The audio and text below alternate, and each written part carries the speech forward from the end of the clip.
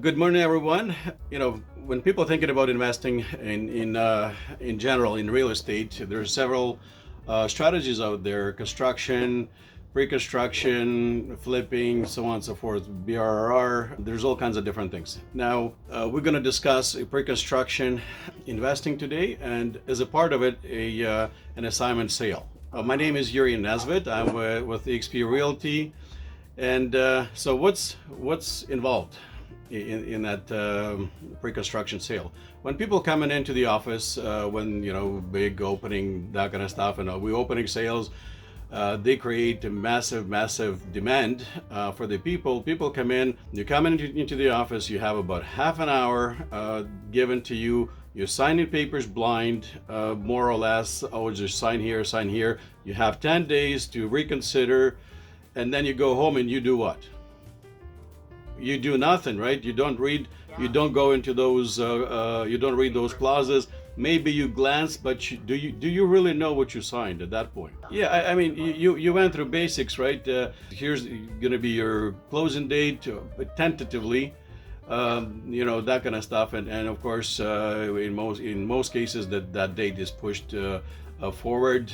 Could be a month, could be two, could be 3 years, could be that kind of stuff. What is an assignment sale? It's merely a tool inside of the pre-construction kind of investment strategy. So what do you need to pay attention to when you're doing a pre-construction purchase?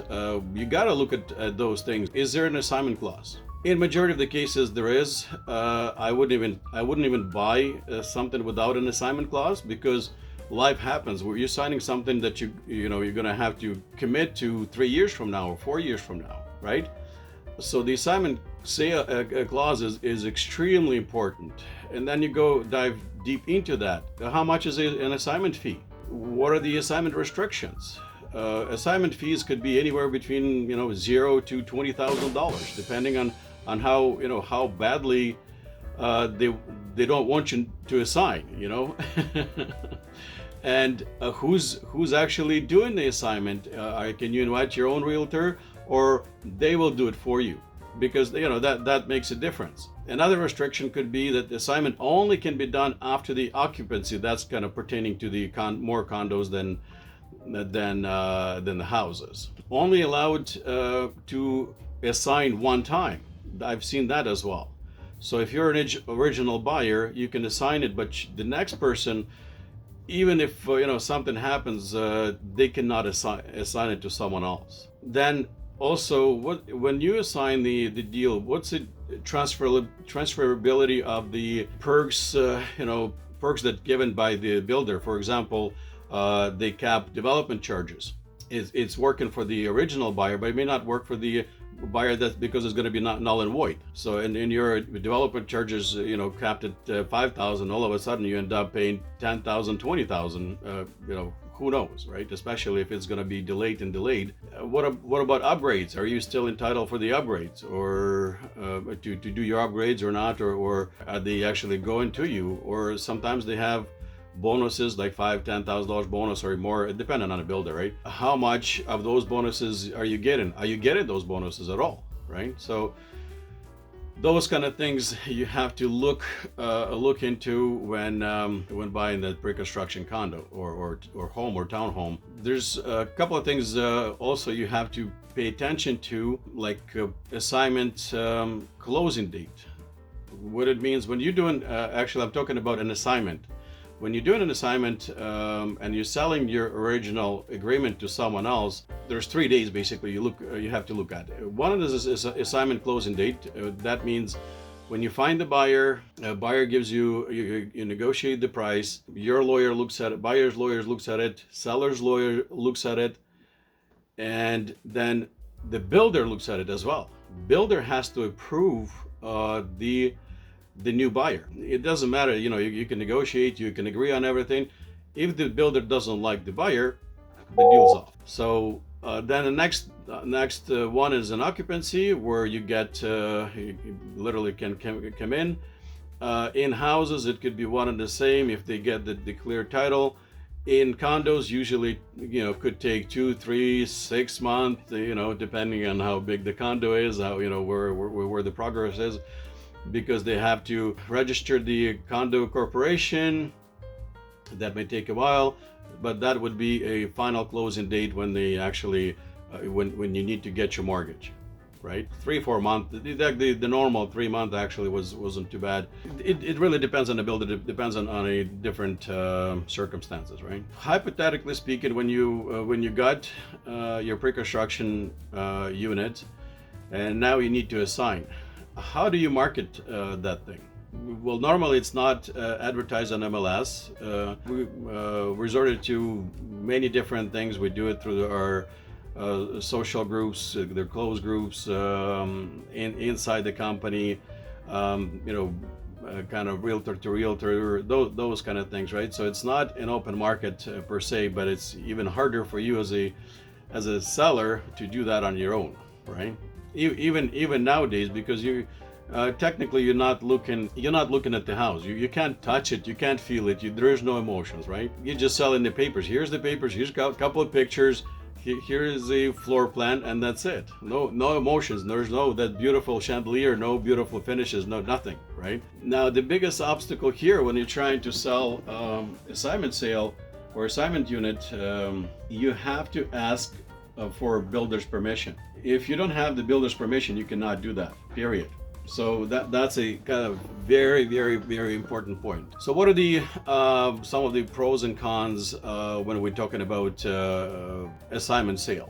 You don't need tons of money. You're not getting the mortgage.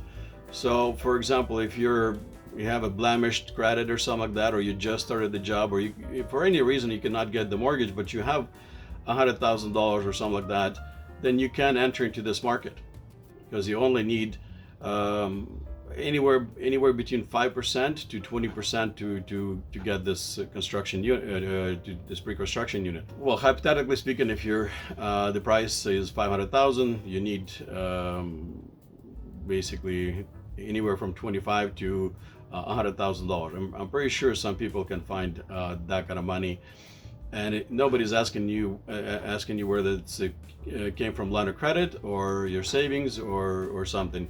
Builders do ask for the mortgage pre-approval. So if you're absolutely a no, then you may not even get that, right? But most likely, they did ask for the approval letter. How you can afford it. It doesn't matter. It doesn't have to be a mortgage. If you have a line of credit with the $400,000 limit or something, or $500,000 limit, it might be satisfactory to the builder. Very individual, so don't throw stones at me, because it depends on what the builder dictates. Some are okay with that. Some understand that in 3 years anything, or 4 years anything can change. Some demand a firm approval. Like it's kind of redundant because things will change, and no bank will give you approval that states yes, you're approved as of 2025. Let's put it that way, right? There's nobody will take that responsibility or guarantee that. Bottom line, again, this pre-construction strategy allows you to enter the market with a lower deposit. No carry cost. While the unit is building, all you have to care is how the market performs, basically. And see how much your equity growing during that time. So no carrying cost, no monthly cost, no occupancy, nothing of that nature. Closing cost. If you do an assignment, there is some cost associated with that. You have to pay, obviously, legal fees. You have to pay the real estate agent if you're doing it through real estate agent. For the seller. For the buyer, again, same thing. Well, you have to pay lawyer on your side. Keep in mind, lawyers fees are a little bit higher than you would have on a regular basis, just for a regular transaction, because there's so many things to look into. Like I said, for the pros, to go back to the pros and cons for the assignment. There is a small amount of cash that you need, and then you're waiting for the equity to grow, And basically, if you can close, great. That's the ideal situation. If you can close, you get your HST rebate. It's about $25,000. As an investor, when you're investing, you have to pay HST, and that's what you're going to have to pay at the closing. $24,000. That might be a huge surprise to someone that didn't realize they're going to have to pay that. But you get it back after you rent it, after you show it to the government and apply for this rebate. It takes about 3 to 4 months to get it back. They just need a proof of the unit being rented. They will ask for the rental agreement between you and a tenant, and that should be the end of it. Now, the cons of the assignment sale is that you, as original buyer or the seller at this point, you're still on the hook if the next buyer doesn't close. One of you has to close. So that's kind of a little bit of a challenge there. It's a bit of a risk that people are taking, but if the market still goes up, then they have to negotiate, whether the buyer that's bought the assignment, they're gonna lose the deposit. It's a bit of a mess, but like with everything that's not going through, it's always a mess, right? So you have to figure out who's taking responsibility and whose liability is this and that kind of stuff. Yeah, the cons, obviously you're paying a little bit more than the original price, but you still getting a good deal because you're not going into bidding wars, and that's actually a good thing about the sale. You're not getting into bidding wars. That's the biggest thing that I think at this point, this is the most crucial thing why people get into these assignment sales. There's all kinds of different things involved, but in a nutshell, this is probably, I've touched on all the major points. I can go over the closing cost as well, so people know what to anticipate. When you buy in a pre-construction condo or assignment, it's just one of the same at this point. When you're closing, you may get a big chunk of property taxes that you have to pay. It could be all the way up to 2 years, depending on situation. Hydro, water, gas installation charges that you can have that too. Could be $500, $700. Depending on the builder, on different things. Development charges, again, that should be negotiated with the builder at the time of the purchase. Carry-on home warranty, again, it runs anywhere between $600 to a couple of $1,000. There's a fee structure on the Tarion website. You can look it up. Discharge of the builder's mortgage, normally $250, $350, not that much. 2-month occupancy fee, for the reserve fund, while you occupying the unit, but you haven't taken the possession yet. And like I said, if you're an investor, you're gonna have that $24,000 or $30,000, depending on what it is, or even more charge for those HST. So that's although these little charges is nothing compared to that one, because that may come as a surprise. That basically concludes the assignment sale presentation. If you have any questions, please let me know. Thank you. If you did like the video, please click the button below, subscribe, like, and turn on the notifications so you can receive all the future videos that I produce on a weekly basis. I hope you stay in touch and see you soon. Have a good day. Bye-bye.